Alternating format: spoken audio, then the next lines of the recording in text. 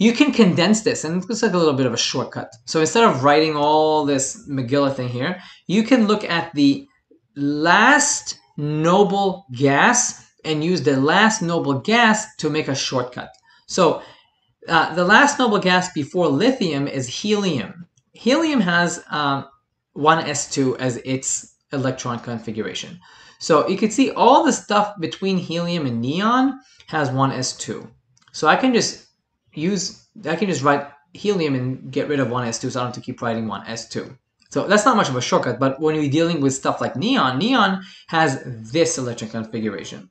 Anything between neon and the next noble gas, I don't know whatever that is, it will have this as the beginning of it. So instead of writing this over and over and over again, I can write helium 3s1, helium 3s2, helium 3s1, 4p1.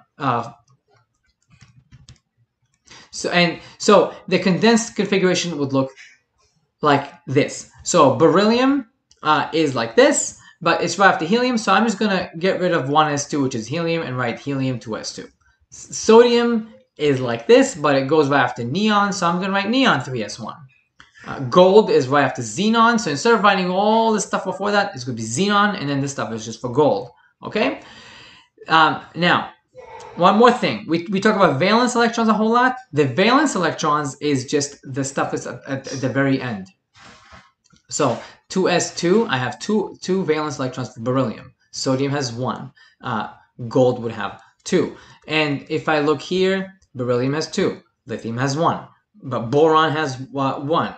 Carbon has 2. And so on and so forth. That's how you would look at that. Okay, that's how many it has.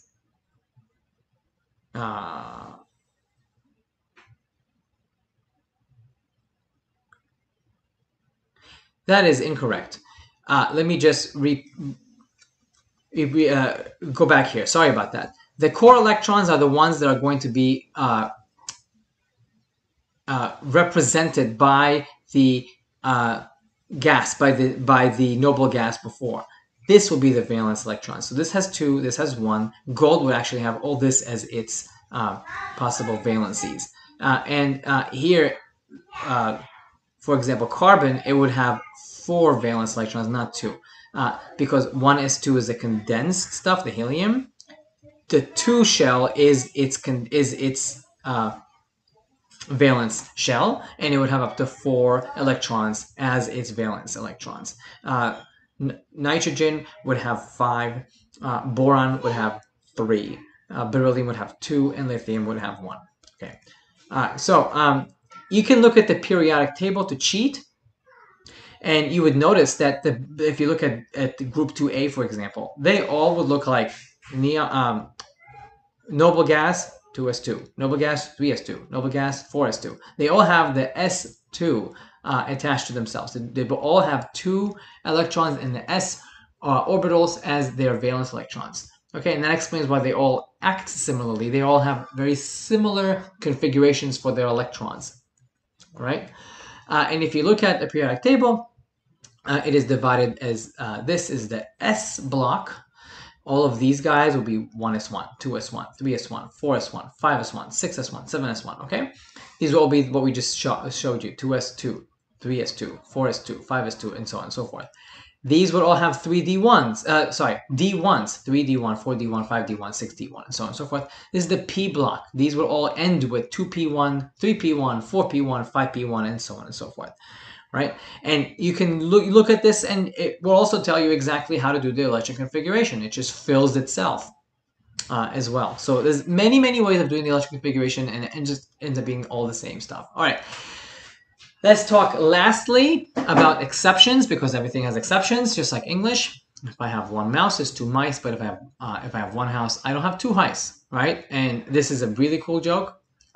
Because I before E is one of the most nonsense things they teach you in school. Ridiculous.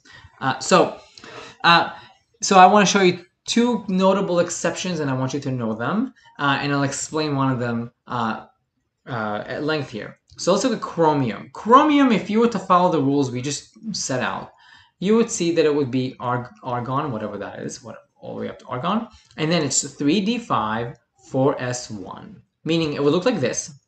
If you were to do what we told you to do. You would do all of this, okay? And then you would get 1, 2, 3, 4 electrons here in the D4, which is cool. This is what we thought it would be. That's what we would predict for it to be. So no one would fault you for thinking that ahead of time. Then scientists actually looked at this stuff and they determined that it doesn't actually look like, doesn't behave like this. It actually behaves like this. So the s orbital actually donated one of its electrons to be another uppy one. So they're all uppies instead of having these as a pair of up and down. And that ends up being more stable form because of the size of this thing, the chromium, than if it were to look like this. So chromium is a certain example, and so is copper for the same exact reason. If you were to draw copper, it would mirror this idea where you have a whole bunch of uppies.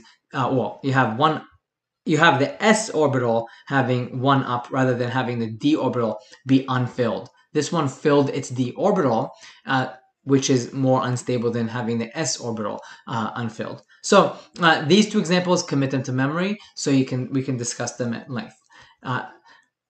Let's look at ions, and that will end our electric configuration talk, and then we'll talk about some history of the periodic table.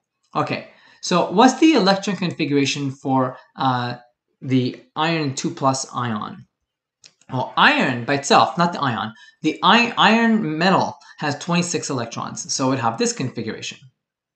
Okay, iron 2+, however, has 24 electrons, meaning I'll just drop the last two by, and it will look like this.